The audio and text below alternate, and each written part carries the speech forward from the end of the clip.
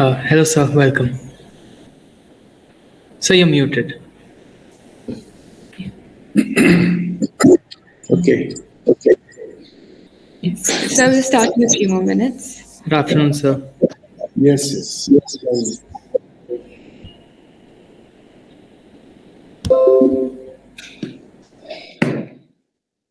So I think this time, since we already cleared up the streaming issues, I think it'll be all right. We don't need to check.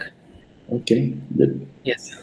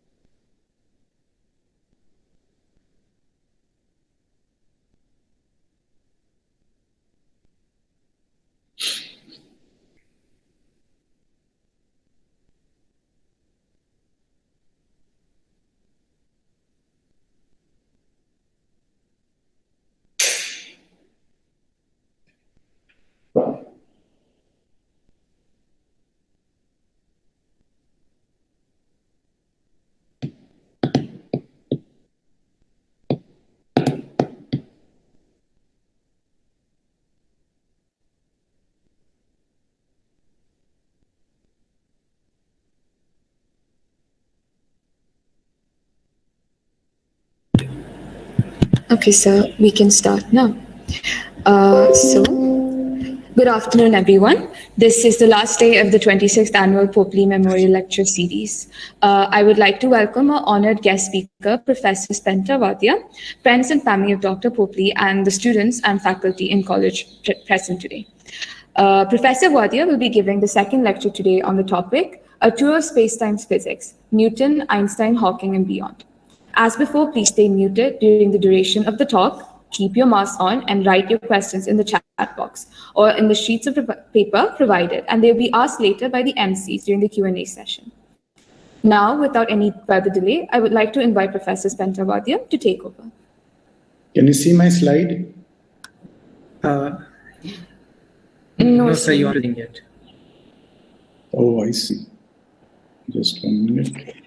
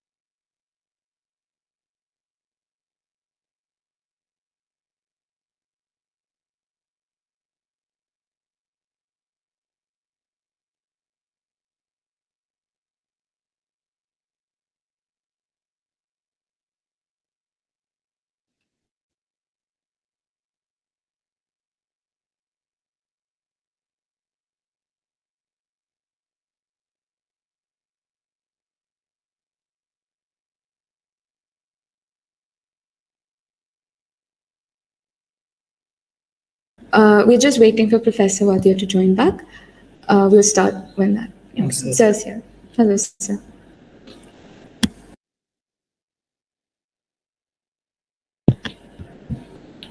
Sir, you're muted. Yes, yes. Sorry, my machine just switched off. Oh, okay. Surprising, but apologies. Yes, sir, Okay, no sir. problem. Yeah.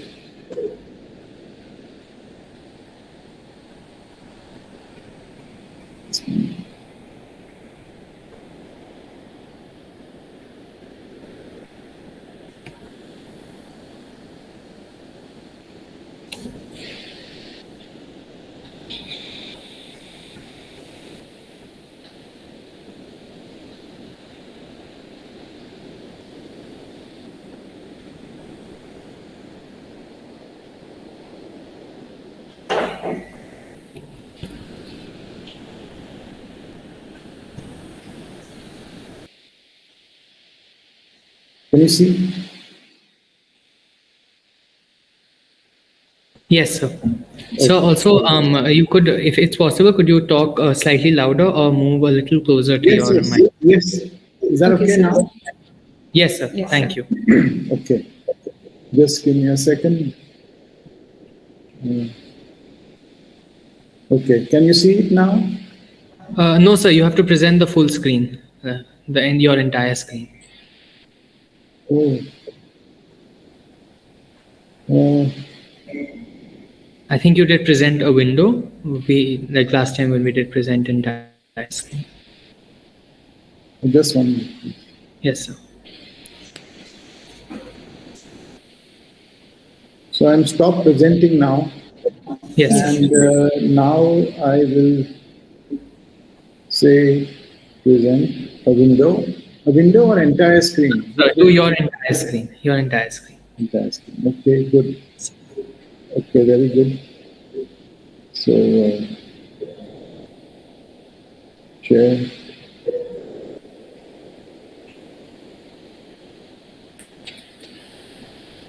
Yeah, yes. Yes, sir. Now we can see it. Got it? Yes, sir. Okay, all right. So over there at the bottom, you can just do hide where it says meet.google.com Yes. sharing your screen. Very good. Yeah. Yes, sir. Are you able to see everything? Yes, sir. Yes, We sir. are. We are. You just have to move to. So it's on a split screen right now. Oh, just 1 minute, please. Yes, sir.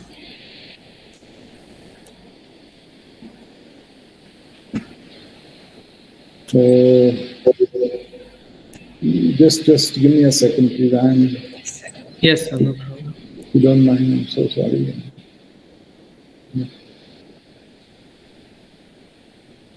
I'll stop presenting. Yes. Okay, and I will reduce this, and I will entire screen.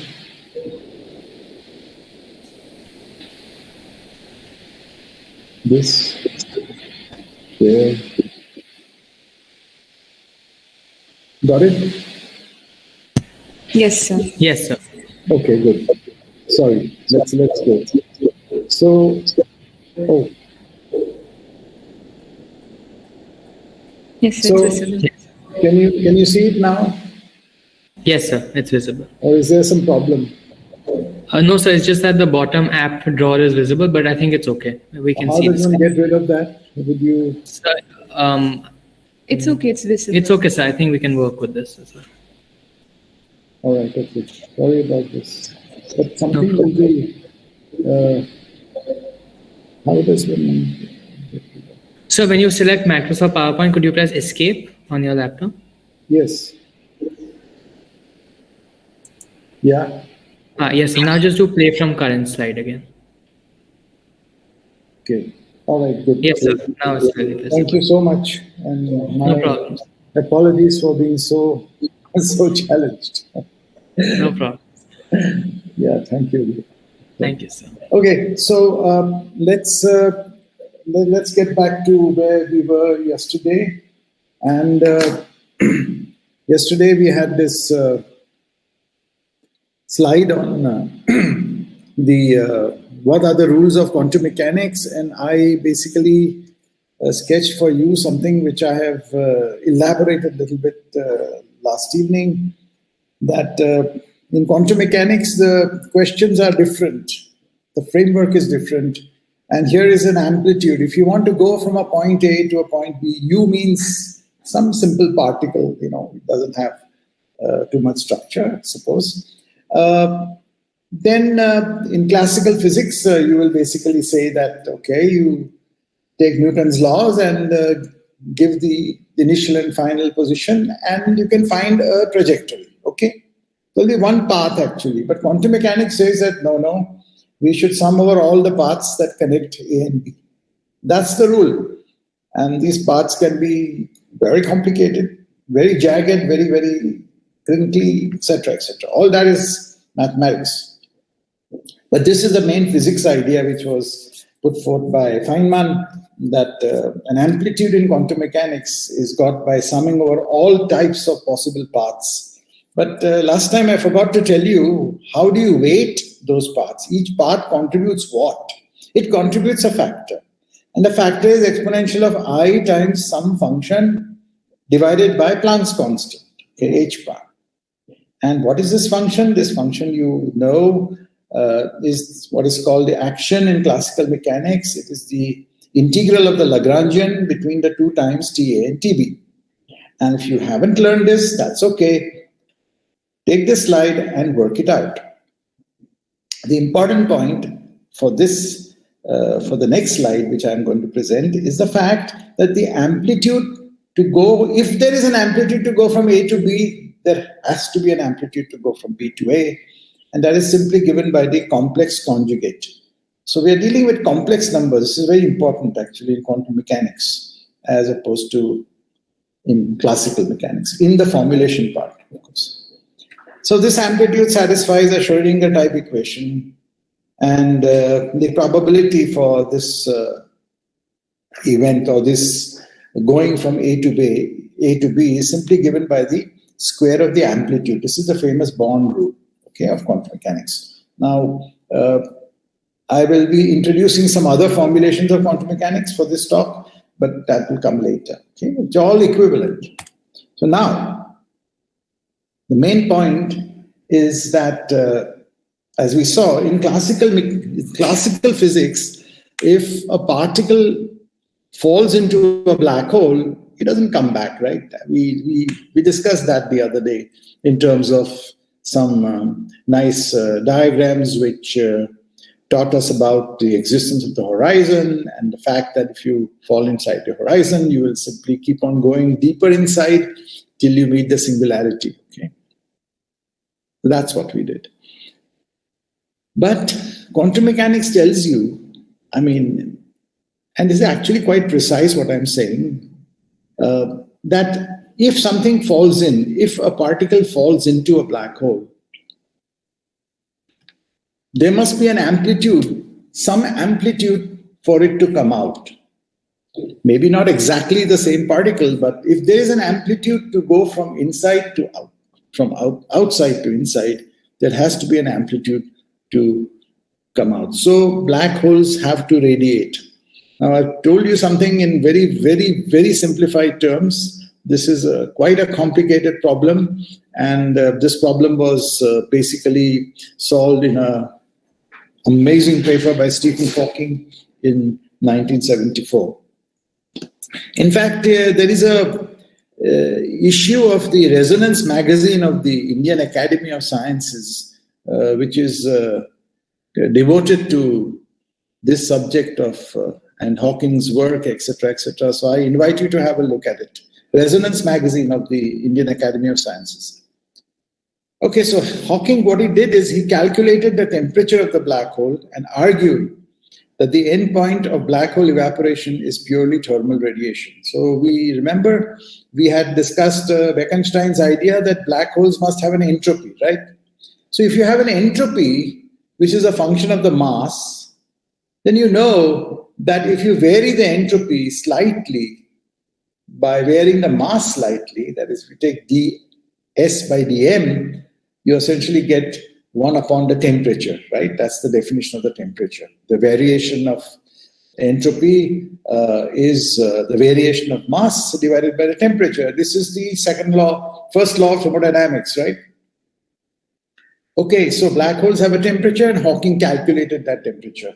And that temperature needs to be calculated in quantum mechanics. This is just a cartoon picture I have taken from a very, very important review by many friends of mine. That you start with this black hole, which is the cartoon is of this bugle, this what is it, neck over here. And then it starts radiating. The black hole starts radiating like any hot object will radiate, right? And the important point is that the end point of the radiation is just flat space plus radiation, okay?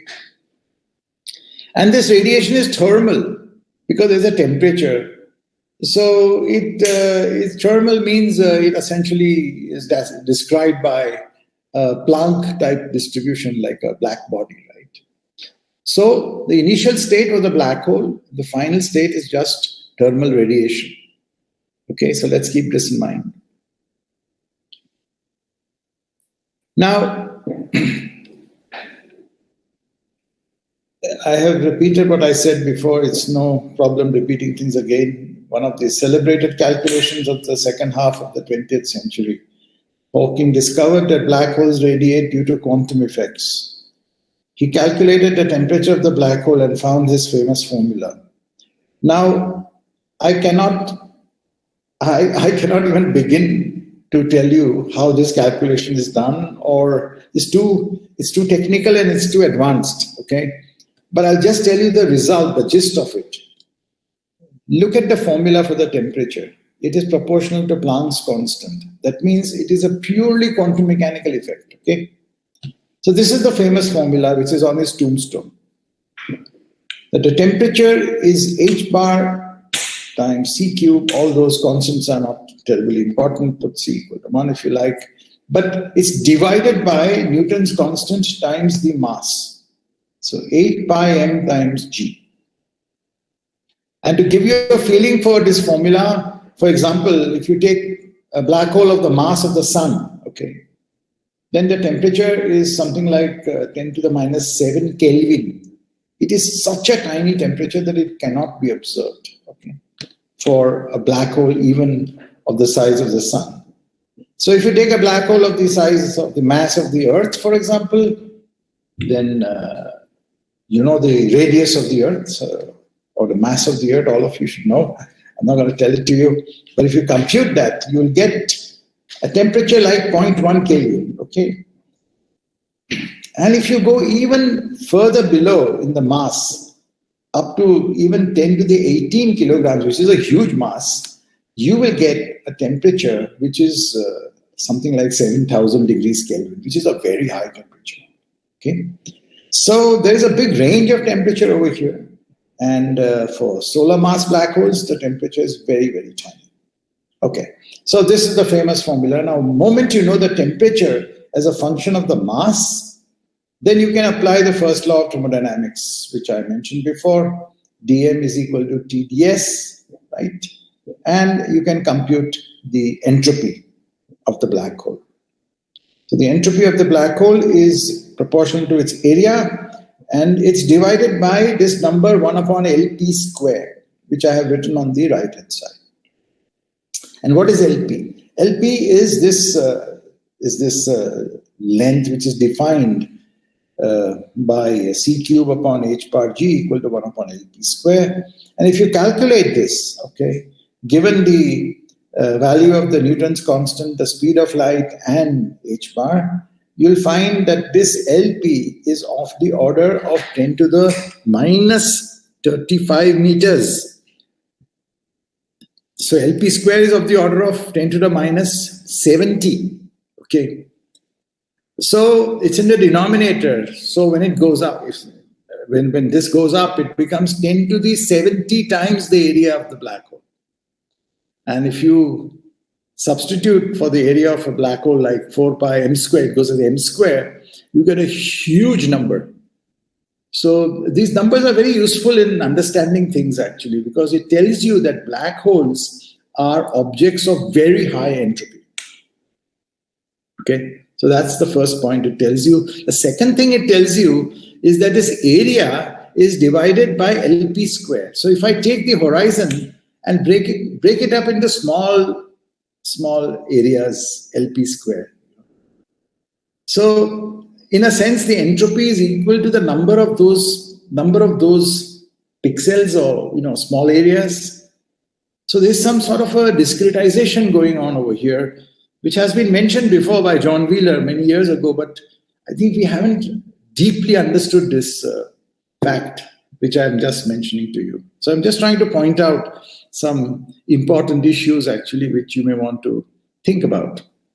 Okay, so this is the Hawking calculation of the temperature and the entropy, and this formula is there on his not a tombstone, but a plaque at his old college. His college in Cambridge was the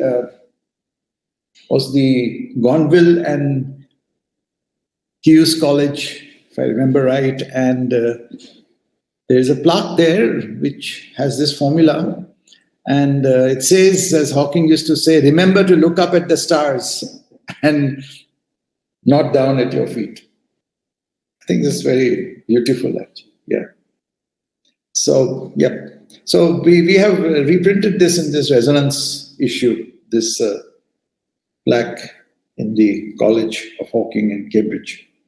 Okay, let's go on. Now I'm going to be talking about things which are very technical, okay? But I mean, I'll just try to explain the gist of these things and see where it goes.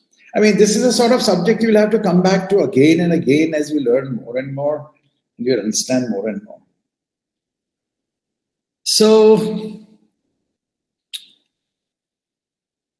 the important point about this formula for temperature and entropy is that it is universal and it is independent of how the black hole was formed. Remember, in the beginning of these lectures, I mentioned that Roger Penrose gave very sort of generic geometric and topological arguments to say that black holes will exist as solutions of general relativity. Okay, I mean, it does not appeal to the fact that there are exact solutions like the Schwarzschild solution or the solution of Kerr for the rotating black hole. No.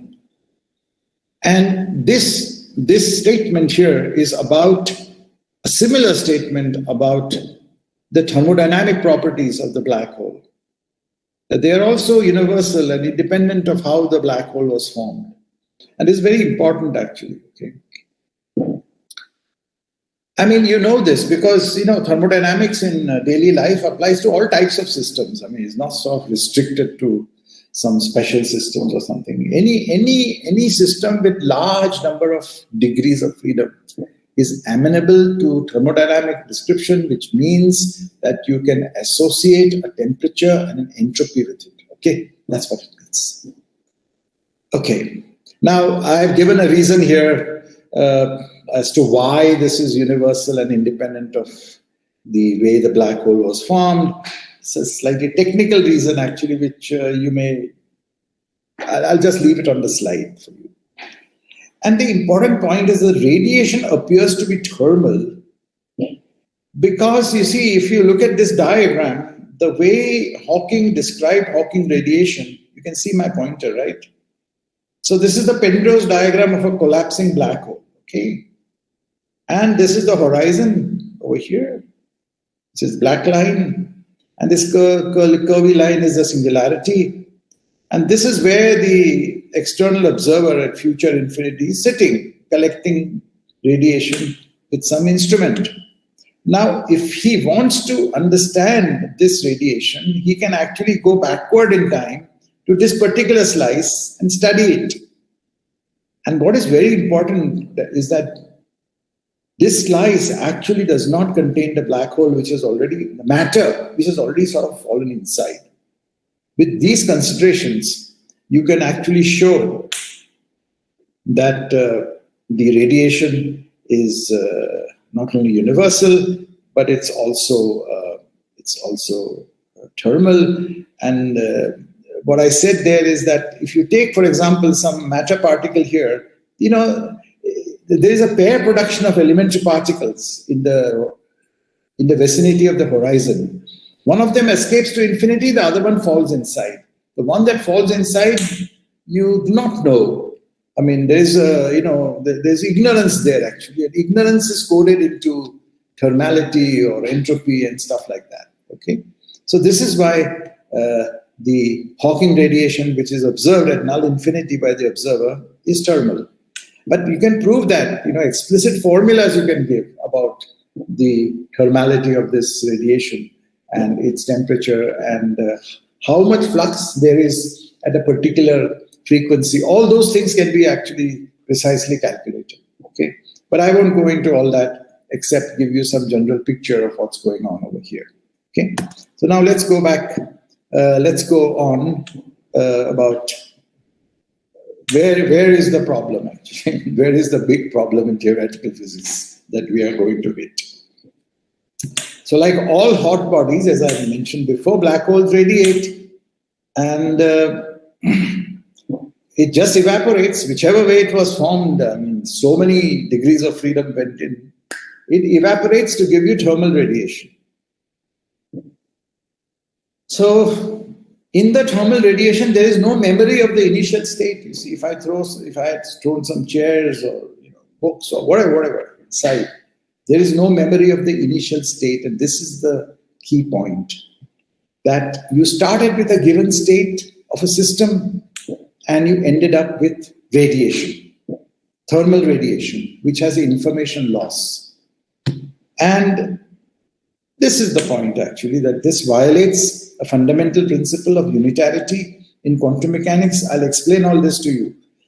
So unitarity of quantum mechanics tells you that a state of a system which is prepared in quantum mechanics cannot evolve into a thermal state. And so we get this famous information loss problem, which was announced by Hawking in his 1974 paper, and which has actually been the mainspring of most of the important work in the theory of gravitation and quantum mechanics that we have been doing over these last 40, 50 years. Yeah.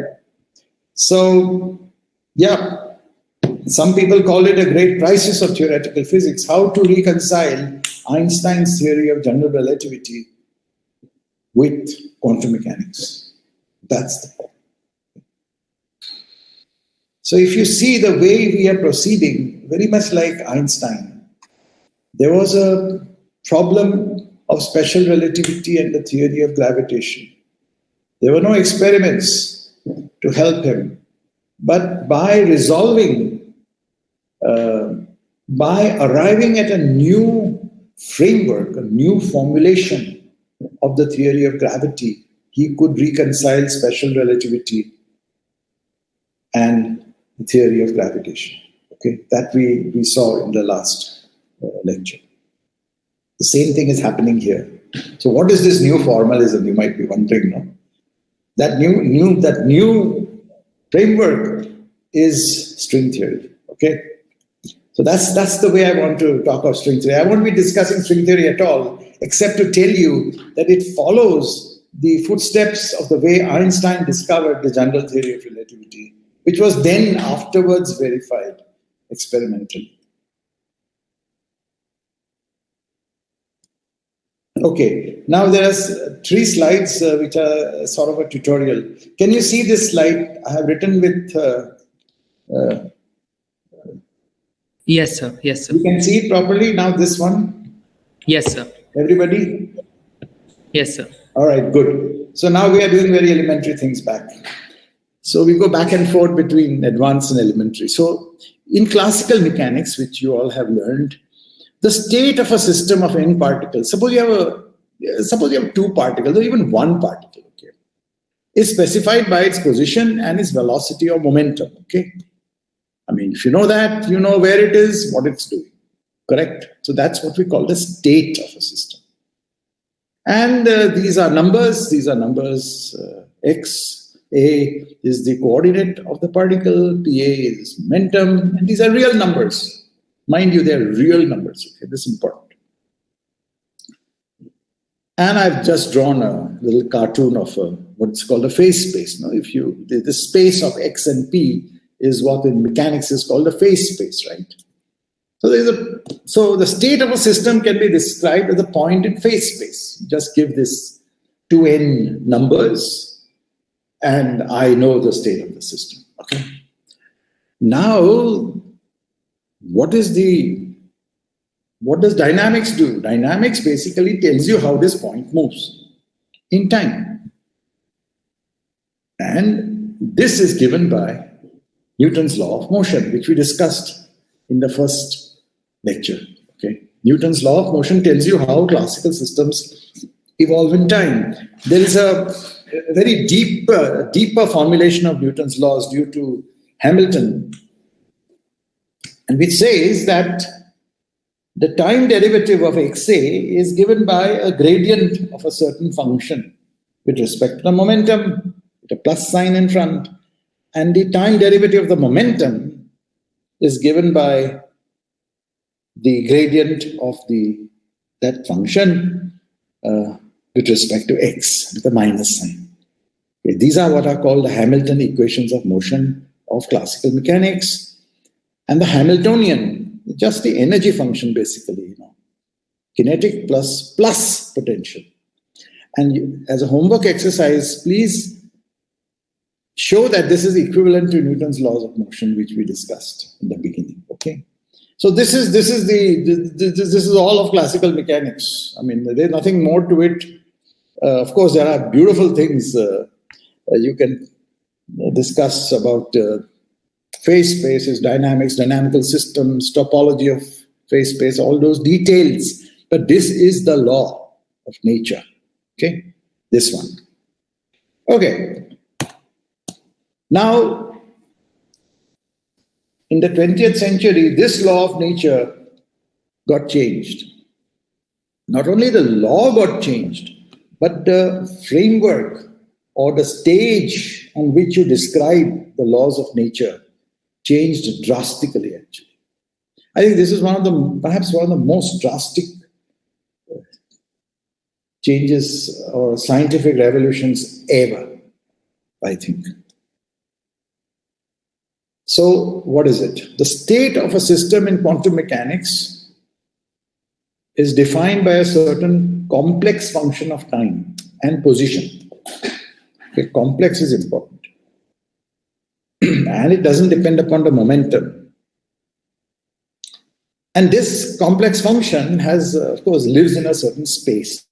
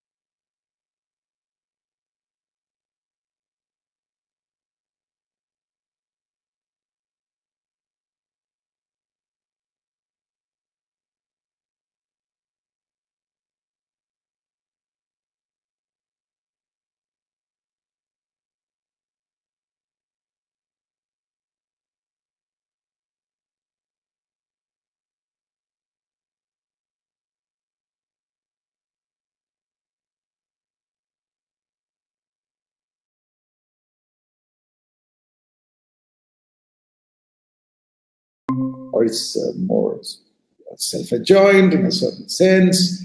All those subtleties can be elaborated on later, but this is the main point, that the evolution of the wave function is given by a unitary operator, exponential of minus I upon h bar, Hamiltonian times t. Okay, so this is very important. So this is all of quantum mechanics. Now, what is the connection of this? The first slide I showed you. I will leave it as an example, problem to you, and if you want to see how it is solved, there is a beautiful book on quantum mechanics by Feynman and Hibbs, and it's all worked out there. Okay, but this is it. This is the story. Okay, the third slide, the third tutorial is the following. So you see, our main intent now is to understand the difference between what is a pure state in quantum mechanics and what is a mixed state. Okay.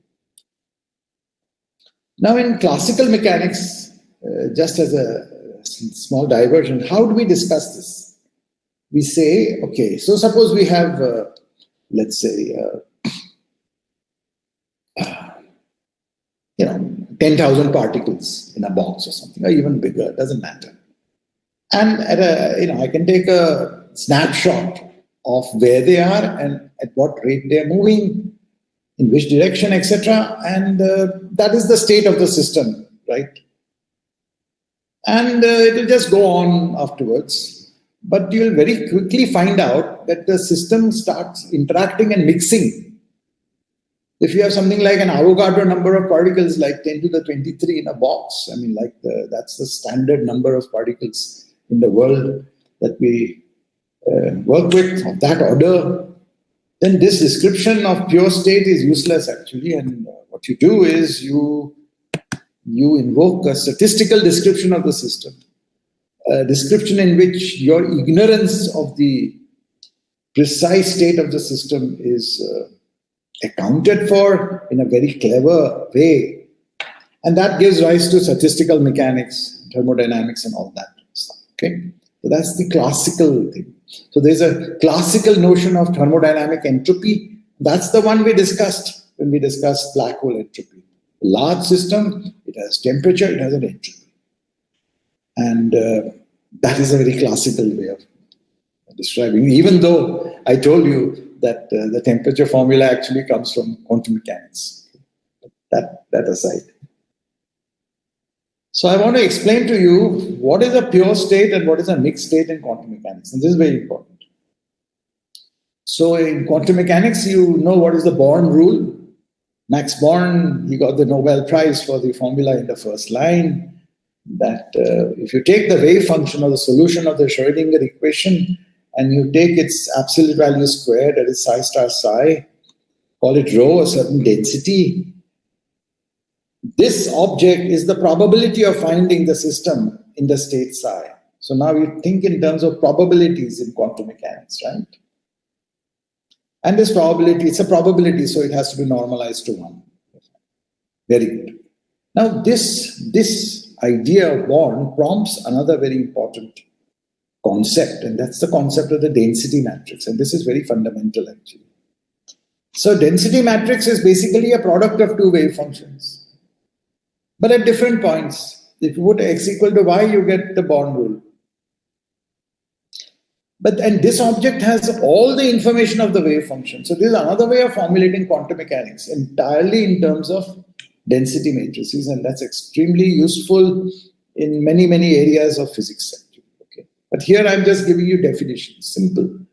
So it's a product of two wave functions at xa and ya. Now what do I want to do? I want to square this rho. You think in terms of a matrix with legs xa and ya. Okay. So here you do a matrix multiplication and sum over z. Integral is like a sum, right? Notionally, obviously. So you get rho square equal to rho, okay? And this is the fundamental fact of quantum mechanics. That if you have wave functions which are evolved by a unitary Hamiltonian and those wave functions are normalized, because this equation probability is normalized to 1, then this equation, rho square equal to rho, is mandatory. There's no escape from it. And all states of quantum mechanics of a closed system that satisfy this requirement of rho square equal to rho are called pure states. It's just definition. Pure means nothing is interfering. It's not interacting with some outside system. It's a closed system. Now, on the other hand, when you discuss statistical mechanics, you work with a density matrix, which is given by this famous law of Maxwell-Boltzmann. It's exponential of minus beta times h, where h is the Hamiltonian, right? And clearly, rho square is not equal to rho. So this density matrix, obviously we know it describes a state which is mixed, because it is the density matrix of a system which is in contact with a reservoir at temperature beta. And there's a lot of ignorance in this density matrix rho that is hidden. This is the foundation of thermodynamics, classical, statistical mechanics, everything. Okay, so this is the end of the tutorial. Now we come back to our main problem. There is an information puzzle which is saying that when you apply quantum mechanics to black holes, a pure state goes into a mixed state. Now you understand it because I have explained to you what pure and mixed are, right? And now what to do, how to resolve this problem. So just let's go back a bit, think a bit. I'm going to tell you some resolutions, but before that, let me explain to you a certain analogy of what the theory of gravitation is. Einstein's theory of gravitation is an effective theory, effective geometrical theory, and it's analogous to fluid dynamics description of water. Now, I mean, I have mentioned this analogy before about dropping a pebble in water, and the water waves, the speed of sound will go in water and carry the disturbance wherever it goes. Okay. We have said all this. So there's a cause and effect communicated by a wave traveling at a definitive speed, etc., etc. So now you know this. I mean, you use water all the time, and you know it's a smooth, continuous object. I mean, you feel the crinkiness of the fact that if you look at water at very small scales, angstrom scales, you'll find that there's an atomic structure. The water molecules are there, right? And these water molecules arrange themselves in very complicated ways, depending upon the pressure, temperature, and volume. And many, many complicated phases. There are approximately 67 phases of water. It's a very complicated object, but that's not the discussion for the present. All I want to tell you is that if you cannot see water at a microscopic scale, angstrom scale, you don't know what it is made of. You think it's a fluid, it's something continuous. The main point I'm trying to make is that Einstein's theory of general relativity is like describing an elastic grid, which is very, very stiff, right? And that elastic grid actually can be, what shall I say? You can disturb it. And the disturbance we learned yesterday was when two big black holes collide. Okay? So it's so energetic that it really gives rise to these ripples, which we call gravitational waves, and they are observed. So the important point is always observed. Okay. Finally, it got observed. But it leaves you with this incredible question: is that what is below this space-time grid? What makes it up? Just like the molecules of water are really the microscopic description, though I don't use that description in most of my daily life or my engineering applications. Like when we design aircraft, we don't think in terms of molecular structure of water. We just work in terms of the Navier-Stokes equations, which are very much like the Einstein equations for fluid dynamics. So this is the question. This is a fundamental question, actually, as to what is the hidden structure underlying the smooth geometry of space-time, and therefore what are the analogues of the molecules of water and their interactions with gravity. The clue to all of this about gravity comes from the study of black holes. And black holes exist, they are predicted by Einstein's theory, so we better know how to do this. And one proposal, which is being studied for the last several decades now, is string theory. Okay, so this raises the questions which I want to address. Okay, so there have been, of course, many attempts, actually, partially all successful, to understand black hole thermodynamics in terms of black hole microstates, based on the analogy I gave you with the molecular structure of water. So the question is, firstly, what are these microscopic states of gravity, actually, that give rise to black hole entropy? If I treat these states using standard quantum statistical mechanics, can I get the Bekenstein-Hawking formula from Boltzmann's formula? You see, in statistical mechanics, there's a very famous formula, fundamental formula by Boltzmann, given in the end of the 19th century, that the entropy of a large system is some constant times the logarithm of the number of microstates that make it up, right? This is a famous formula. In fact, this formula is due to Max Planck, but he called it Boltzmann's formula because everything Boltzmann did basically amounted to saying that S is equal to K log omega. Omega is, this formula is actually on his tombstone in Vienna. Yeah, I've seen it. Okay, so the fundamental question, therefore, is, can we explain black hole entropy in terms of Boltzmann's formula? Which would mean that I will need to know the microstates, and would mean that I would learn how to do the statistical mechanics of those microstates. And can I do that? And,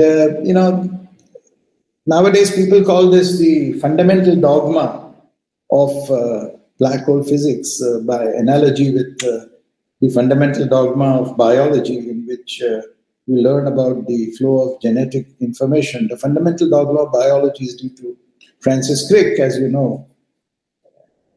And I think the physicists have just parodied that statement. And this is the fundamental dogma, that black holes are made up of, like any ordinary system, lots and lots of degrees of freedom. And let's try to understand black hole physics in terms of statistical mechanics of these systems. But there is limited success, was there, okay, for certain classes of black hole where you can do some computations more easily. So let me now turn to that. So I'll just read it out. So in 1996, Andy Strominger and Kamran Wafa provided the first concrete evidence in a calculable supersymmetric model. Don't mind me using the word supersymmetric. It's a certain type of gravity theory which has supersymmetry built into it. Supersymmetry helps you do technical calculations more easily because of some theorems. Supersymmetric model that the black hole space-time is a sort of a hydrodynamic description of more basic underlying quantum system of deep range in string theory. So Joe Polchinski discovered these elementary degrees of freedom in string theory, which are not just gravitons, but which are basically domain walls. I don't want to describe all this because that will take us too far. But there are some degrees of freedom in string theory, which you don't see in Einstein's theory. And you take those degrees of freedom, and it turns out that in certain models, the black hole entropy of the black holes in that theory can be calculated in terms of Boltzmann's formula. And that was done by Strominger and Wafa. I mean, it's one of the most important papers in the last several decades, because it showed unification of two formulas. One is Bekenstein-Hawking that comes from geometry and topology, and the other one is Boltzmann's formula, which just is a counting formula for the number of states. So they put these two together actually, and that's a great unification of ideas. Okay, and then after that, once this model was given, a lot of people actually started working out formulas for Hawking radiation, black hole thermodynamics. And these can be calculated in the framework of statistical mechanics in these very special theories. And there is a review, which was review and based on our own work. We had contributed to this work a long time ago, and you can read it in this review. Yeah. So now there's another part that when you say in physics we have a good theory, you need to know how to do a higher order calculation, perturbation theory, right? I mean, you just can't say, this is the theory. I should know how to compute the next correction, next correction, next correction. Like in quantum electrodynamics, you know how to compute the radiative corrections to, let's say, muon dipole moment or electron dipole moment or whatever. So that direction was very important work, and in fact, it was initiated by Atish Davolkar's work, and then continued by Ashok Sen and others, so that black hole physics becomes very, string theory gives you a very, very solid framework to even compute higher order corrections for black hole entropy. Okay, but this was done by Atish Davolkar, Ashok Sen, and many of our own colleagues, other colleagues in India. Okay, and elsewhere, of course, in the world. Now, these developments gave enormous evidence that string theory is the correct theory of quantum gravity, and in fact, it led to a revolutionary description of quantum gravity, which I turn to now, which is due to Juan Maldacena. This is Maldacena when he was very young. I think he looks more or less the same, but yeah. So what did Juan Maldacena do in 1997? Juan Maldacena realized that there is a geometrical box you can consider. A geometrical box means a space-time which has a boundary. It's not really some ordinary boundary condition, but some space-time which has a box. And these are called anti-de Sitter or hyperbolic spacetimes. Okay. And what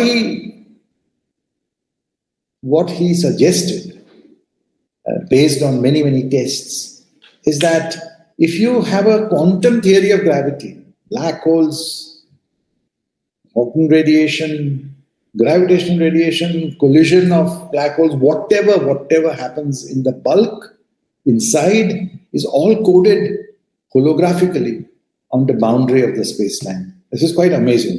And it's coded in a theory which we all know how to work with. And those are ordinary quantum field theories. They are supersymmetric again, because supersymmetry gives a certain structure. I don't want to go into all those technical details. Okay, but in principle, therefore, you can track black hole formation, evaporation, everything which is happening inside, which gave these crazy answers of Hawking, but now computed in a unitary theory. And so there is really no information problem. And I think Hawking, not I think I know, Hawking conceded that this is true. And I think he lost some bottles of wine to several people. I think one of them was Kip Thorne and John Preskill and stuff like that. This is a revolutionary development which gives you a precise and exact formulation of a theory of quantum gravity, but in this very special situation where the quantum gravity can be put in a space-time box. Okay, all right. Now here are some animations. This is all due to Juan, who is very good in making these pictures. So you see, what I was saying is that there is a space-time, there's an interior and there's a boundary. And the interior, there's gravity. On the boundary, there is no gravity. Okay. But all that gravity is doing inside is coded on the boundary in a simple theory, a simpler theory, that is it's a unitary quantum field theory. So if the theory is unitary, then obviously a pure state will go into a pure state. You just didn't know how to do the calculation correctly. That's what I will show you at the end. Okay, so this is it. So what about a black hole? So right after this paper, Edwin wrote a very beautiful paper that thermal gauge theories on the boundary, if you have some finite temperature, describe black holes at the same temperature. So temperature and entropy, that is the motion of particles on the boundary, can account for temperature and entropy and all the dynamics of black hole evaporation. What I'm saying is that we don't know really how to calculate all this. Start with a black hole and learn how to evaporate. So we are working on such questions for many years now. But that's not the point here. The point is a principle. And the point of principle is that on the boundary, in such a theory of quantum gravity, there is no information paradox. And I think that's really amazing. Because the reason is that this formulation of quantum gravity is completely non-perturbative. It is not approximate. So in a non-approximate way, I can tell you that quantum mechanics and general relativity and its quantization, etc., are consistent. And I think this is progress. In principle, progress. All right. So we learn how to solve this information puzzle by looking at a theory on the boundary of previous space. Very nice. We also understood it in terms of the central dogma of black hole physics, that black holes are made of objects actually which obey the standard laws of quantum mechanics. Then using quantum statistical mechanics, we can derive black hole thermodynamics. Right? But the question is that how do we solve this problem in gravity itself? So this is the second information puzzle in some sense, that we understood now how to solve it by looking at gravity being described by other systems. Okay? The question is, how does gravity solve it? And I think this very deep question, there has been much progress since 2006, the famous paper of Ryu and Tadashi Takayanagi on learning how to represent entanglement entropy in gravity. Okay, so let me just now be precise and read out the things I've written. There's recent progress in answering this question. It involves understanding information loss as quantum information loss and uses concepts from quantum information theory. There's a new area that has come in to help us understand this problem. And in particular, the concept of quantum entanglement is at the center of this understanding. And its concept of quantum entanglement and its measure, and the measure of quantum entanglement by what is called the fine-grained or entanglement entropy, which was introduced by John von Neumann already in 1932. And its geometrization. The geometrization is due to Ryu and Takayanagi. Means von Neumann entropy, which is a measure of entanglement, I'll explain all that to you, is something which we know, but we needed to know what it meant in gravity. And this was done by Ryu and Takayanagi and all these other people, including Surat Raju, alumnus of your college actually, has made extremely important contributions to this area. And in physics, actually, if you want to make some progress, you always have to find some diagnostic, you see. I mean, how do you diagnose the the concepts of entanglement and how the entanglement of the black hole and radiation is happening, and what is a measure of it, and what do you expect the entanglement of that combined system as a function of time to be. Okay, and that is what is given by what is called the page curve, which I will explain to you. That's a diagnostic for this problem. Okay, so I don't know, I'm running out of time. So can I get some more time, a little bit? Sure, sir, no problem. Okay. Okay. Sorry that I took so long. So I just had a slide or two on what is this entanglement, I think. And if you can take this home with you today, if this is the only thing you can take home today, it'll be worth it. So in quantum mechanics, which I explained to you in some very simple way, entanglement is actually the issue, the property of quantum mechanics that really distinguishes it from classical mechanics, actually. And I'll explain this to you. This has a long history, and it goes to the famous Einstein, Rosen, Podolsky, Rosen paper, EPR paper, actually, which basically said that quantum mechanics is not correct. And then in the next many decades, we found out experimentally that quantum mechanics was right and Einstein, Rosen, Podolsky is not correct. It's how it has to do with this action at a distance problem and stuff like that. But here it is. So you have two systems, very simple systems. System A has two states, system B has two states. And you combine, call it a system C. This is a composite system. Now we can consider separable product states like 0 from A and 1 from B, and so on, okay? There are several of them, it's definitive states. However, this other state, it's called a Bell pair, this AB, is a state which cannot be written as a product of two states in the two systems, right? So you see it is 0, 1, minus 1, 0. And this is what is called an entangled state. It doesn't belong to either A or B. And this state is possible because of the principle of superposition in quantum mechanics, actually. Okay? So this is called an entangled state. Now, whenever I have this idea of entanglement, I need to quantify it. You see, we need to have something to compute and measure. And this brings me to what I said before, that there is some notion of a density matrix, right? We discussed the density matrix. It's a product of two wave functions, which I have written over here. And the state AB is normalized as we had before. And rho square is equal to rho. Okay. Remember in algebra, we learned that matrices, for example, which satisfy rho square equal to rho are called projection matrices, right? They have eigenvalues 0 or 1.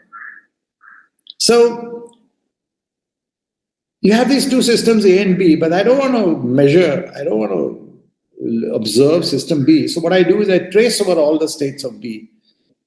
And I trace over B in the density matrix of AB. And I get another density matrix called rho of A. And this is called a reduced density matrix. And it turns out that it is not pure. Rho square is not equal to rho. All right. Now,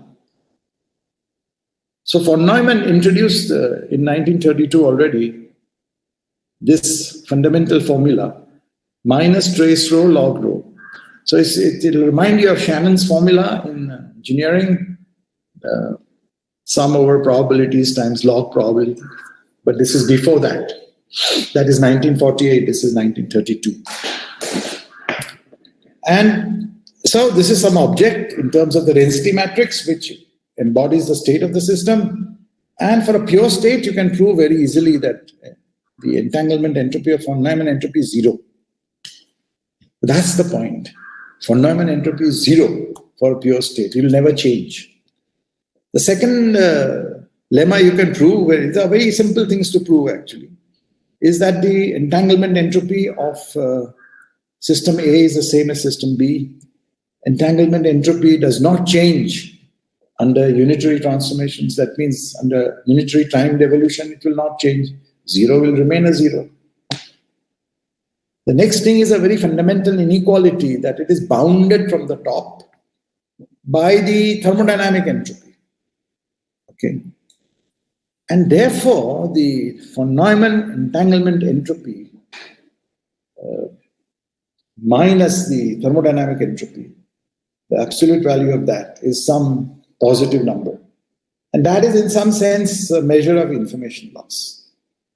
And just the last point I want to make about this new measure is that it is very different from thermodynamic entropy. It means von Neumann entropy of two systems is always less than or equal to the sum of the von Neumann entropies of the sum of the individual systems, which is what is exactly the opposite is true for the thermodynamic entropy. So we have studied very quickly, the notion of entanglement and its measure in terms of the von Neumann entropy. Okay, so with these tools of information theory coming into our subject, what you need is a diagnostic. So Don Page, a student of Hawking, he invented a diagnostic, which we today call the Page curve, is that let us try to follow the time evolution of the entanglement entropy of the combined black hole and radiation system. Okay, and Hawking's calculation basically is this green curve. It just keeps on going. The entanglement entropy keeps on increasing, which is nonsense. It cannot increase, as we saw, beyond the black hole entropy, which is the thermodynamic entropy. So it has to go down. And presently, there have been calculations in this subject of string theory and holography, which have computed this curve correctly and avoided Hawking's mistake. And here is a slide on how it was done, but I won't elaborate on that. This is too technical, but I just thought for completeness, I should mention that there is a beautiful formula of the von Neumann entanglement entropy in gravity, which actually accords with the Page curve in the process of black hole evaporation. Okay, and I think with that, I would like to just summarize today's talk that we reviewed a particular promising development in theoretical physics, which brings us closer to a reconciliation of quantum mechanics and general relativity within semi-classical gravity. And this has been enabled by a new gravity formula for the entanglement entropy. And an explicit verification of the Page curve has been done in simple low-dimensional systems.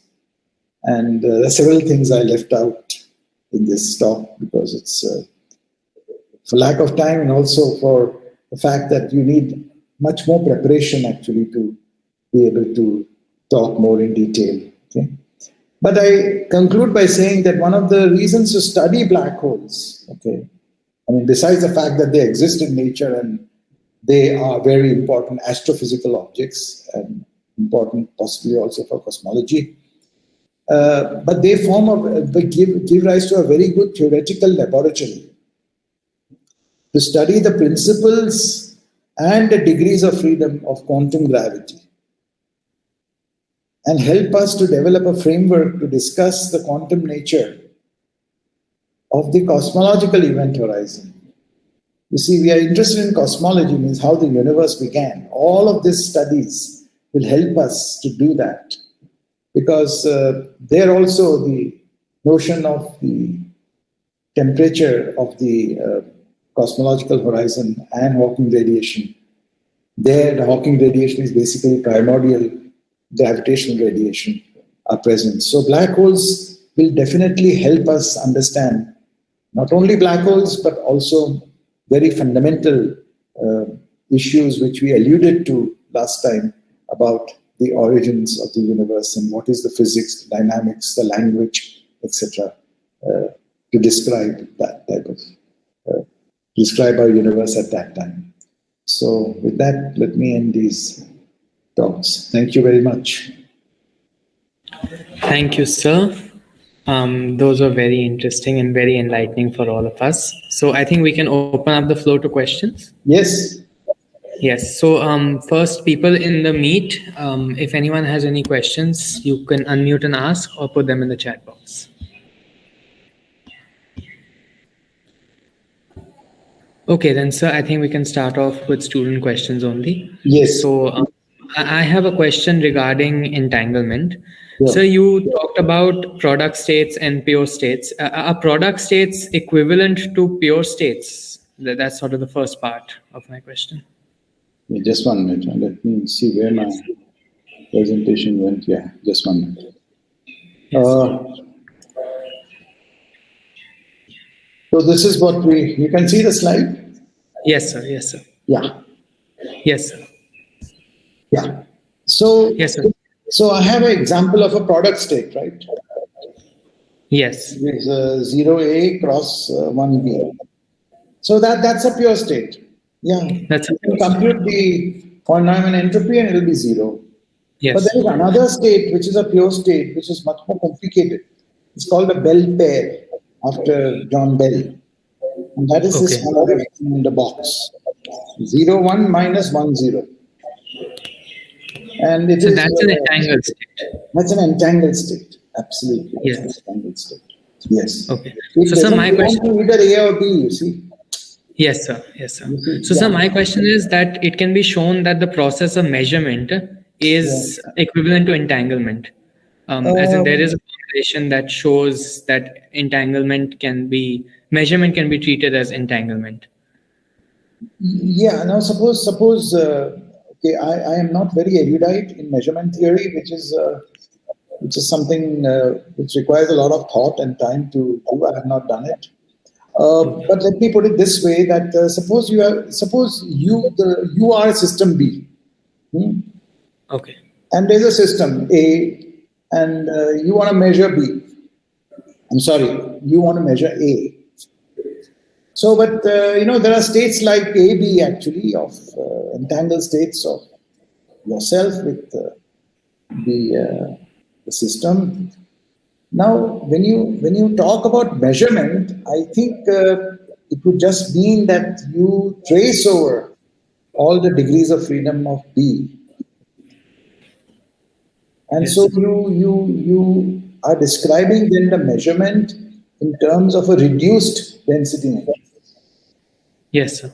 And that you can see even in the most simple example here, that rho square A is not equal to rho. Yes, yes. So it's not a pure state then. Yes, sir. By interacting with it, you have had information loss. Okay. Something like that is my answer to your question. Okay. So, sir, is it possible that time evolution can lead a pure state to become an entangled state? Or will a pure state always remain a pure state? No. Entangled states can be pure states. No. I mean, for example, if you start with an entangled state, which is like AB, the state in the box, it's a pure state, right? And it's also entangled, right? Now, if I time evolve this state, I'll get another state at some time because the spins will keep on, changing themselves in time because of there's a Hamiltonian that does that, right? Yes, yes. So now you will get AB at time t, and if you compute again, you will find rho square equal to rho. Yes, sir. So under a unitary time evolution, which is brought about by a Hermitian Hamiltonian, let's say of this two spin system, there is a simple Hermitian Hamiltonian. You will find that the entangled state will remain entangled. And, and it's pure. And it's pure. Okay, sir. Okay. Yeah. Okay, so sir, we have questions from the audience. One is regarding string theory. A theory has to make testable predictions. So does string theory make any predictions which are confirmed to any level of precision or which are hypothetically testable? I actually answered this question now. I mean, the answer is that there is no, the answer is the following. Let me put it this way. That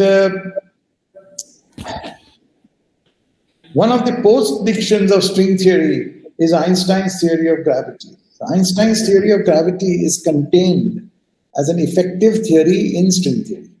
Okay. Now, the observable consequences of Einstein's theory are being tested very well. So would you say that that verifies string theory? I would say no, because I have not yet proved that string theory is the only theory, which at low energies is described by Einstein's theory of general relativity. We are more or less sort of not very far from doing that. That is one of the hot problems people are working on today. That whether the so-called completion of Einstein's theory is unique, and that unique theory is string theory. If that can be done, then I will say that string theory has been experimentally tested. But okay, you think, now let me finish.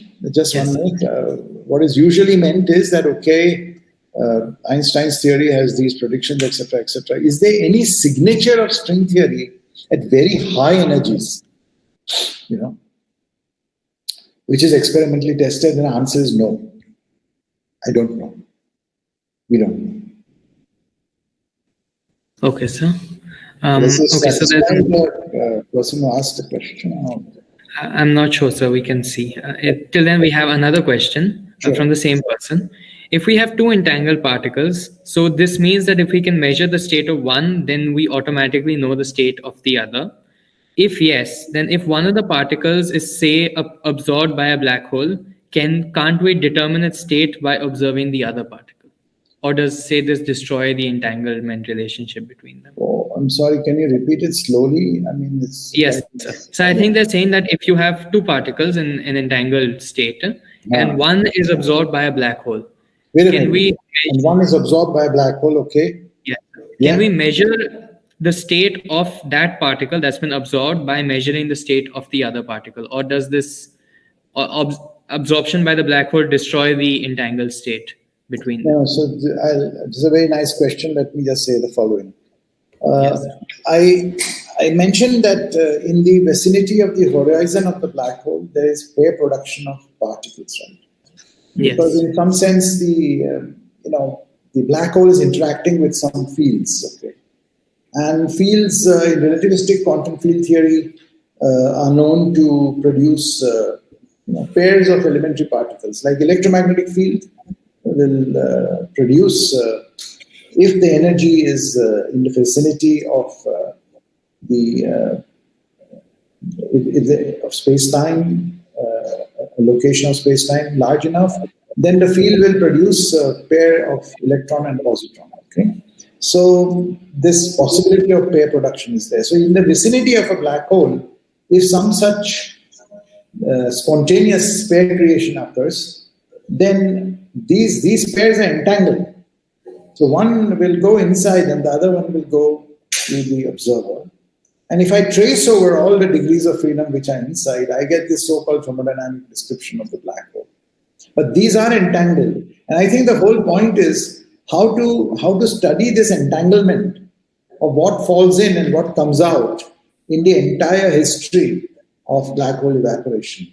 And that is captured by in a gross sense, okay, by the Page curve. Okay, sir. Does it help? I think so, sir. Yes, it made sense to me. Okay. Yes. So another question that I have is the following. Yes. So in the density matrix formulation, it can be shown that the locality is preserved even by entanglement, as in the density matrix is not affected by measurement of entangled particles. Like the density matrix of a second particle if you have a pair of entangled particles, if you make a measurement on one of them, it can't affect the density matrix of the other one. So its wave function should not be affected. So, sir, in that sense, how does that preserve the correlations that we find in entanglement? No, this is not correct what is said in the beginning, I think. So if you trace over one of them, you get a density matrix for the second particle, but it's not a pure state. Yes. No, that I understand. What I mean is that the measurement by one of the particles, say we separate them from a distance, the measurement of one of them can't affect the density matrix of the other. If the process is unitary. The measurement cannot affect the density matrix of the other particle. But this is shown by Susskind in his book on quantum mechanics. Then I'm not understanding the question very well. Okay, sir. If you have two entangled particles, let's say you have two spins which are entangled, and if I make a measurement, there are two. Okay. There are two systems which are separated. Let's say space-like separation, and they are described by a quantum mechanical entangled state. So if I make a measurement on a certain system, let's say a spin system at one location, conservation of angular momentum will tell me that what the other spin is, and you sort of collapse the other wave function into a particular ideal state. That's all I can say. So entanglement is lost if you do that. Yes. Right? Okay. Yes, sir. Okay. Are there any other questions in the meeting? If there are not any more questions, does any of the participants in the meet want to give any comments on the event?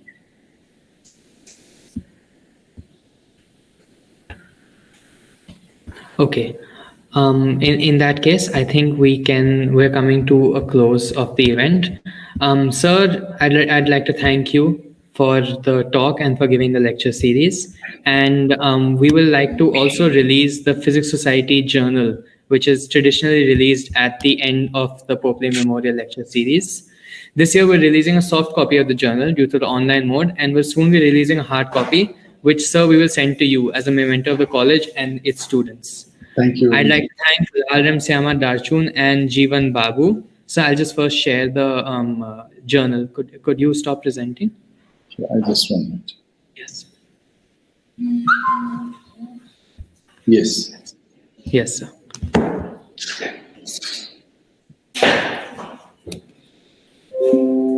So this is the Physics Society Annual Journal, Echo.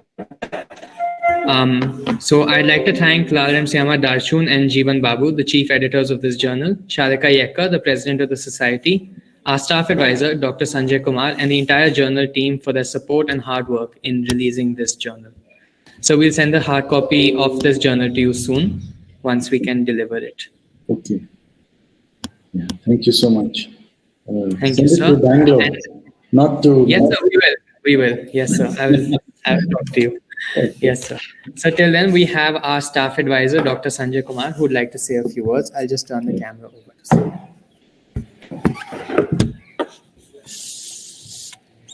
Thank you very much, Professor Spenta, Wadia.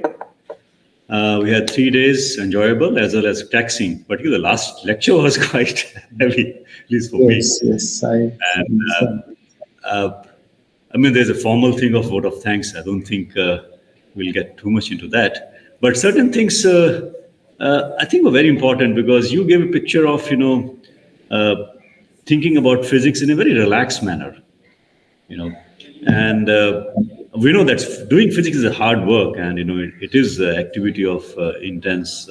It's many times intense activity, but nevertheless, I think to giving students a picture of that, being relaxed and then doing physics is also part of doing physics. So that I think was something very important, because I see our students, quite intensely working out the problems, attending different kinds of lectures and motivated and want to do more and more.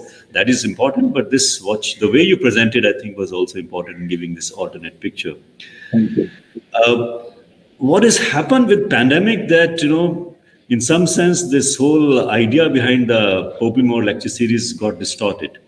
When this was started, the idea was that for 3 or 4 days, the college will host an eminent physicist, and that gives an opportunity for us and students to interact with that, physicist, as well as giving the physicists an idea of, what we do here.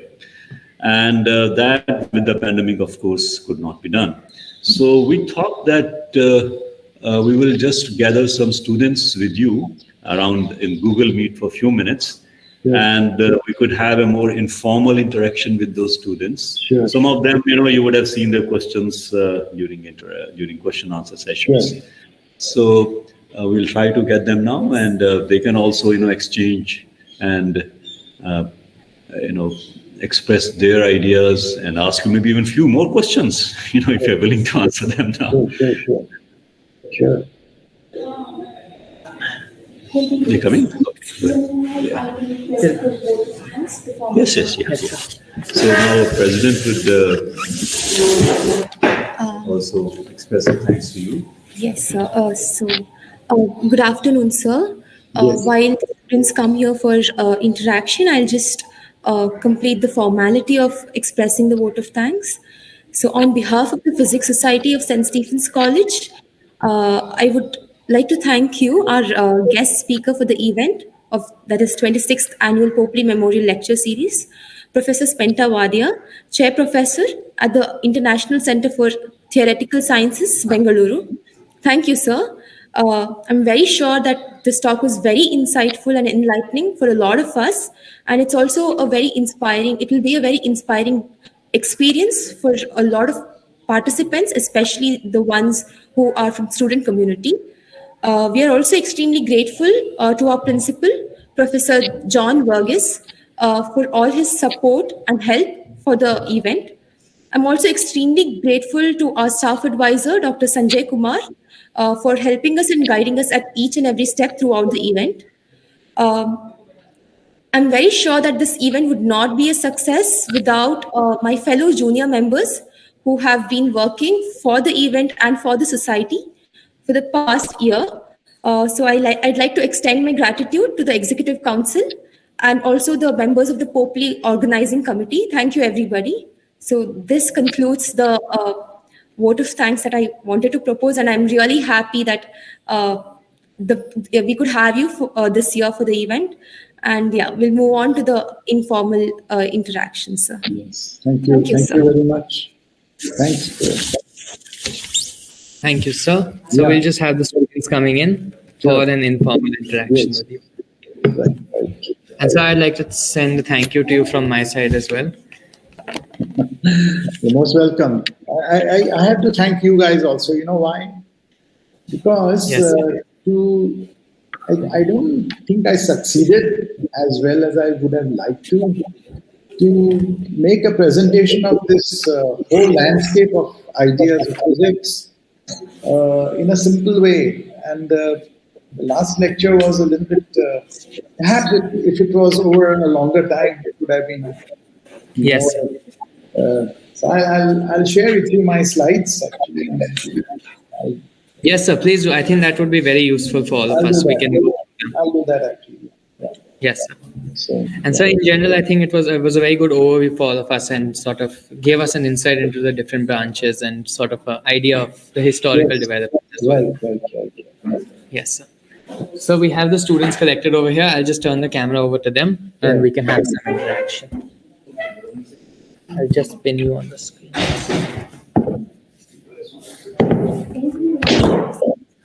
So I think hopefully you can see everyone. Yes, I can see everyone. Yeah. Yes. I think whoever wants to ask a question can come up ahead. Yeah. Nice to introduce yourself before. Yes.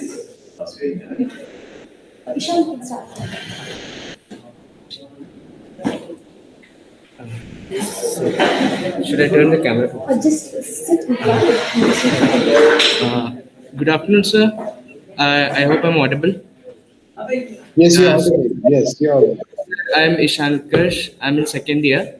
And I wanted to ask a question that, if we are looking forward to work in string theory or quantum gravity related fields, then it's good to have some work experience. So what are your suggestions for the undergraduates?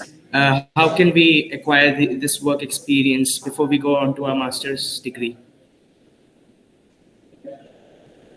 That's a good question. So, one way is to organize yourselves into some sort of working groups. And one important suggestion I have is that you must be knowing about the Feynman lectures on physics. Yes, sir. So now, as you know, that Caltech has made them available online, and they are free. And Yes. have you seen them online?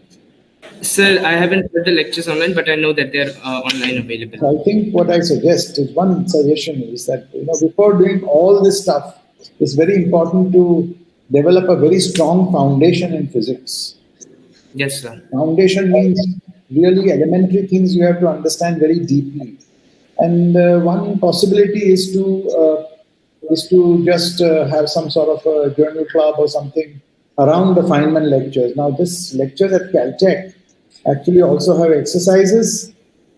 They also have Feynman's voice delivering those lectures. So it can be very, very useful to do that. That's one point I want to make actually. So before you do any string theory or any gravity or anything, I think it's very important for people to have a very solid, strong foundation in fundamentals of physics actually. And Feynman lectures is a very good way of doing it. There are 3 volumes. And okay, that's the first suggestion. The second is that there are perhaps summer programs by the Indian Academy of Sciences, and there are summer programs in many institutes. I don't know whether they are there for undergraduates. This is something I don't know. But yes, there are summer programs for undergraduates also, like in particle physics and all. And like some of our friends have applied to these summer programs as well. I see. So who's organizing them? Do you know? So there are 3 Indian Academy of Sciences, the main Academy of Sciences that there are. So they jointly organized this summer program. I see. I'm not very familiar with all this at the undergraduate level. I'm sorry about this, actually. But I do not know the various opportunities that are there. But you can organize yourselves and you can invite some fellows to come and give you a few lectures. Okay, sir. And now you can do it without any problem because of this facility. And I suggest you do it by Zoom, because it has many more features which are very useful in giving lectures. And I couldn't write anything, or I was not able to express myself very good except waving my hands all the time. But you can do it on the Zoom platform, and that will be very useful for you guys, actually. Yeah. And maybe some people in Delhi University can also advise you. You're part of Delhi University, right? Okay, sir. Yes. Yes, sir. Thank you, sir. That's it for my question. Okay. So in fact, sir, for the thing you suggested about having the Feynman lectures, we've actually been doing that in our college. The Physics Society has a journal reading group, which in fact did exactly this. We listened to one of the Feynman lectures on relativity and then had a discussion on that. And it was quite insightful for all of us, I think. Yes, but my point is go through all 3 volumes. Yes, I agree. In fact, I think a lot of us did do that when we started doing that after. Great. That's very good, actually. Yeah. Yes, sir. Can we have someone else now? Hari.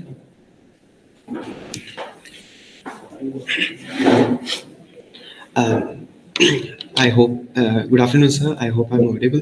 Yes. Myself, Hari Prasad. I'm a second year BSc Physics honors student in Stephens here.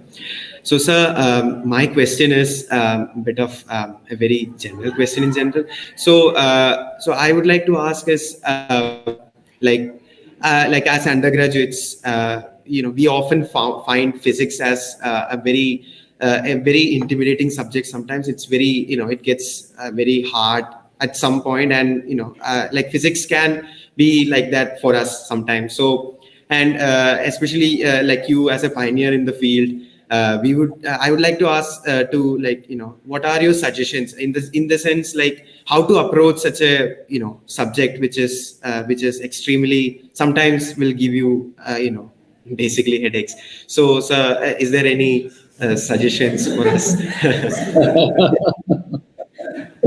Yeah, well, I actually already made that suggestion. I think the point is to build the foundation stepwise and slowly. You see, I think, and read the right resource material, because there's a lot of textbooks floating around in our country which are just not good enough. They are just nonsense, many of them. Many of these textbooks also have things like, let us now prove Newton's laws. They are essentially statements about units. I mean, I'm sorry, but it's just, this is one of the reasons I think why it's so intimidating, because there is no clarity about basic concepts. And we are fortunate to have Feynman lectures. There another series, at least which I studied as a student, which is very good, is the Berkeley physics course, which was given at the University of California at Berkeley. And it's quite fantastic. It is much more simpler to read it in some sense than Feynman's lectures are not easy.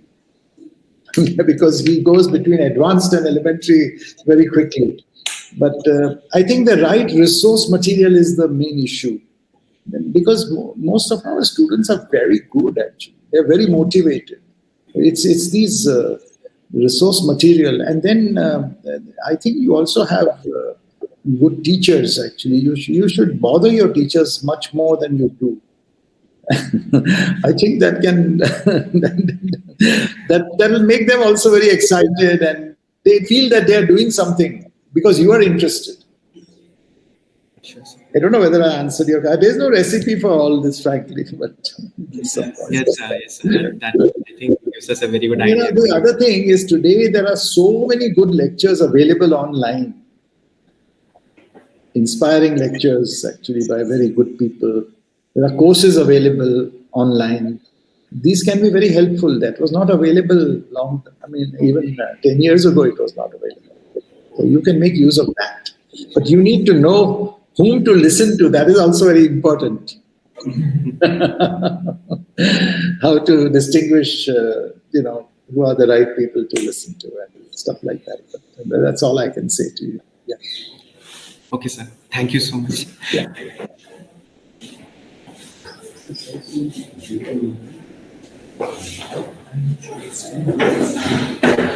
Good evening, sir. So I hope I'm audible. Yes, yes. So I'm Anupam, and I'm pursuing physics. I'm in first year at St. Stephen's College. So my question is, students, most of all, they get interested in sciences majorly through pop science, right? And pop science is portraying science in a very odd way. So how is it different from the real science? And pop science claim many things, but according to you, what are the next breakthroughs in real science we're going to make? Oh, I don't know what is pop science. Can you tell me? I don't know what is pop science. Popular science? What is it? Sir. Pop science is we take a theory, the presenters of science, they take a theory and they present every possibility of the theory and not keeping in mind if the possibility is real or not. So it makes us interested in them, like time travel, for example. It is possible, but they show it in a very vague way. Yeah, so what's your question? I wanted to ask, they show us many things, but in real science, what breakthroughs are we going to possibly make according to you? So I suggest that you don't read this type of pop science and you read real science, which is all available. It is available to you. I mean, in so many resources today, actually, it is available to you. So I think that's perhaps the way to go, actually. I think the big difference between science and many other areas is that it is very self-subversive. Means that you need to be very clear about facts and how to interpret them, and how to say it. It's grounded in experiment and mathematics. So it's good to imagine philosophically at times. Huh? I'm not saying that imagination should be restricted, but it should be supported by facts, experimental facts, and good mathematical modeling of that. Yes, sir. Yeah.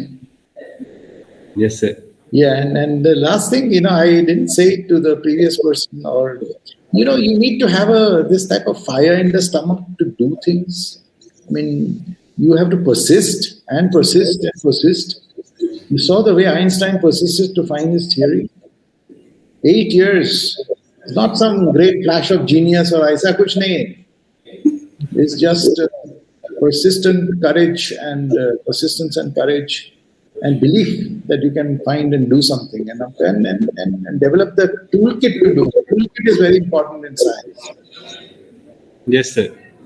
But students find the philosophical part more interesting than the actual science, and when they experience the actual science, they, as the previous guy said, they fall down. Why? You know why? Because it is easy to talk. It's easy to talk. I mean, Feynman in his lectures, if I remember it, it's many years since I've studied from there, says that the philosophers got very excited with the special theory of relativity. But everybody knows that a person looks different from the front and the back. I mean, relativity, the word actually, you can make a lot of senses out of it, but as I explained to you, what relativity is. It is the constancy of the speed of light, whether you're approaching it or going away from it, period. So yes, there's sir. no philosophy there, actually. That's just pure experiment and theory. Yes. Thank you, sir. Yeah.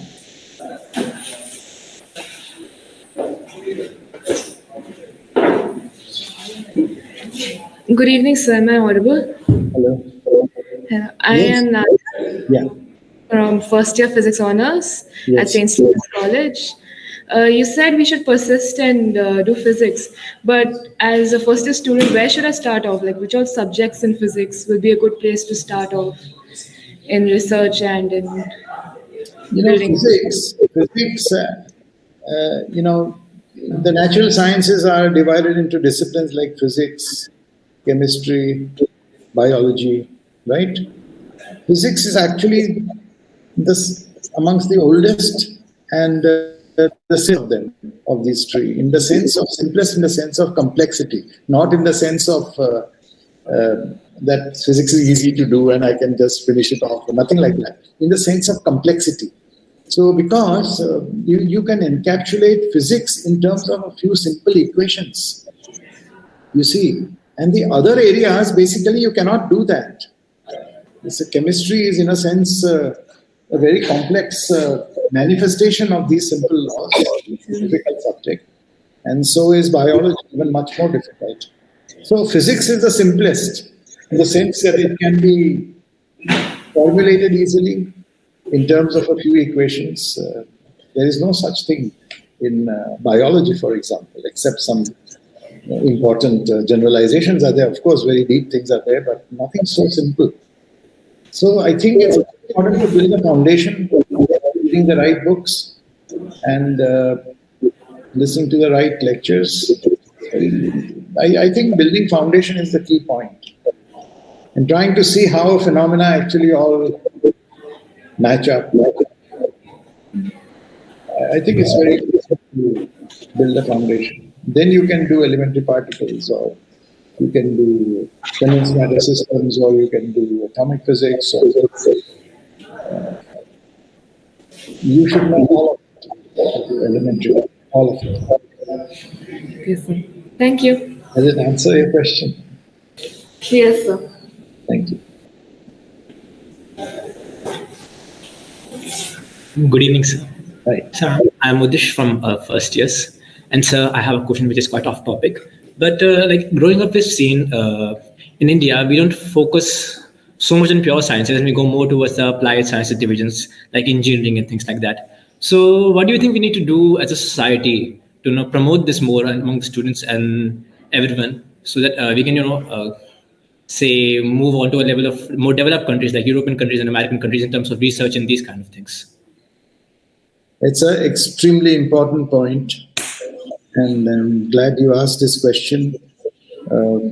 I think it is extremely important to support basic sciences, not necessarily pure or applied. There is no such difference, but basic sciences that create core knowledge. Actually, core knowledge is very important to create in our society. And that core knowledge, develops a repository. It's like a big bank of ideas, with lots of deposits of ideas. And then slowly somebody or the other picks it up and converts it into a technology which helps society. There are so many examples of this. I mean, for example, I don't think when Maxwell invented his equations, he had in mind that he's creating the foundations of all of classical electrical engineering or optics, or when Issa Rabi actually developed the NMR physics, he didn't know that someday it will be used in this, looking at our bodies and trying to tell us what we have, this mRNA. In fact, just the science is replete with this. The people who, for example, invented quantum mechanics, starting with Planck and Einstein, others, and Bohr, and then culminated in 1925 by the famous work of Heisenberg and Schrödinger. I don't think they had applications in mind. Nor did Einstein have the application of the GPS in mind when he invented his equations, right? So, the point is, I'm just trying to tell you that there's a time lag when knowledge essentially gets picked up and it becomes useful in society. And I think this is very important, because what you're asking is basically that the funding agencies today are asking about deliverables. What can you deliver? The issue is on what time scale. I think it's extremely important that India develops a very strong foundation of its own. And we tried to do it at the Tata Institute and the ICTS and other places here. But I think that effort is too small. I think this effort, India is a very big country. And I just hope that lots and lots of people think like you and support. There should be a campaign to support these things. Foundational science. Please don't ask what will happen in the future. But we are creating a knowledge repository which will be very useful. This is my answer to your question. I give this type of discussion for when I approach people for fundraising. So I give them exactly this argument, actually. Give them examples of quantum mechanics, of X-rays, of NMR, all these things, yeah. And another thing, biology. Watson and Crick, they made this famous hypothesis of the double helix, right? Did they know that their work will have such profound implications to all of biology, medicine, everything? Of course not. So I think support for fundamental science, both pure and applied, science and engineering, is very important, actually. Thank you, sir. Yep.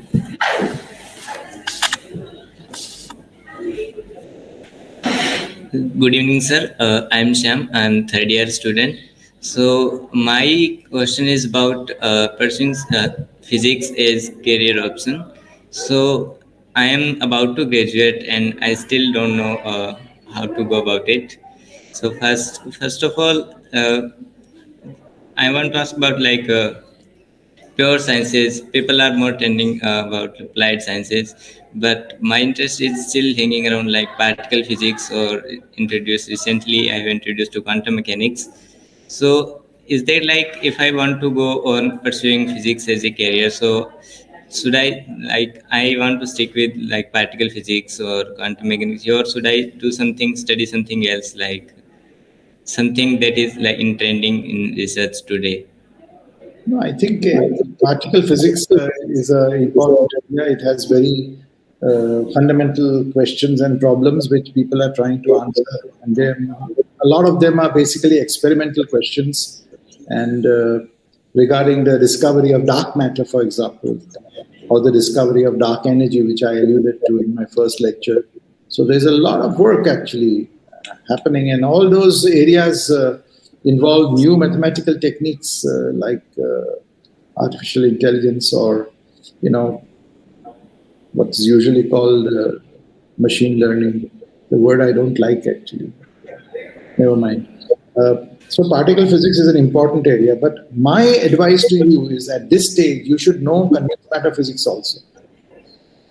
Condensed matter physics, you should know statistical mechanics, you should know relativity, everything you should know. And I'll tell you the reason for it. You see, the idea of the Higgs particle that was discovered in particle physics about 10 years ago, something by CERN. Where do you think that idea comes from? It comes from the theory of superconductivity by Bardeen, Cooper, and Schrieffer, where the basic notion of symmetry breaking is there in the solution of superconductivity. And these ideas were actually then taken by Nambu and others, Nambu and Goldstone and Anderson, and applied to particle physics. So that's how the Higgs mechanism comes about. That's how the Higgs particle came about. So that's why I'm just trying to tell you that don't you restrict yourself to just particle physics and not study other things. That one example is good, I think. Okay, sir. Yeah. Thank you, sir. Yeah. Is there anyone else who wants to talk to some? Thanks a lot, Dr. Wadia, for staying back and talking to the students. No, not at all. It's a pleasure. One thing, if at all your institute is thinking of some outreach programs with students, with general public, I mean, our college will be more than whatever facilities we have in Delhi will be more than ready to offer for your institute. So please, in case whenever you think of such anything, please do remember us. Yes, certainly, actually. So, in detail, what do you really mean? Actually, we have outreach activities. I mean, we have public lectures. We have a program called Copy with Curiosity, where eminent people speak about various sciences, aspects of science, different areas. We also have a summer program, but that is for, I think, mainly for graduate students, but I think there should not be a problem if very senior undergraduate students also apply. There are all these things, and they're all on the website actually. So yes, okay. I can, and then you can bug your alumnus Surat Raju for this. Oh, yeah, okay. Yes. Surat was my student. Oh yeah, he's amazing. He's amazing. If you are planning anything in Delhi, we can. Delhi, no, our reach is not so. Okay. I mean, but all these things I'm talking about are all broadcast. They are on Zoom, they are on YouTube, so they're all on the website. Yeah. Okay, that's. I think it can be very useful, but yeah. Right. Thanks a lot. It's been nearly 5 minutes. I enjoyed preparing these talks actually because because there's this one thing Feynman said actually that if you understand something only if you can just step out of your office and go into the next person you meet, and that's actually a very deep point. Yeah, we always say that if you want to. Thank you also for inviting me and giving me the opportunity to prepare this. Now, all the students, of course, you met the students who were asking the questions, but the whole team of students, working behind. You have, of course, interacted with Vedant and Sandra. the other students also worked a lot in organizing this thing. And yes, so we had a good time. Yeah, And thank you so much. hopefully Thank you for supporting the students. It's very important that teachers come and do that. Thank you, Professor Wadia. Thank you, sir. And in fact, I was hoping that if we could take a picture for the people in the meeting. All of you, if you could turn your videos on.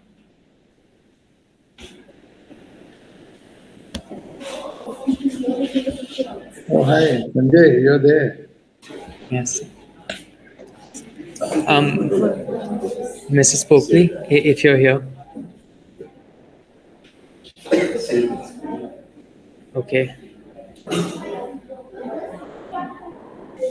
Okay, I think we can take the Mrs. Dio. Yes, I'll just take the photo now.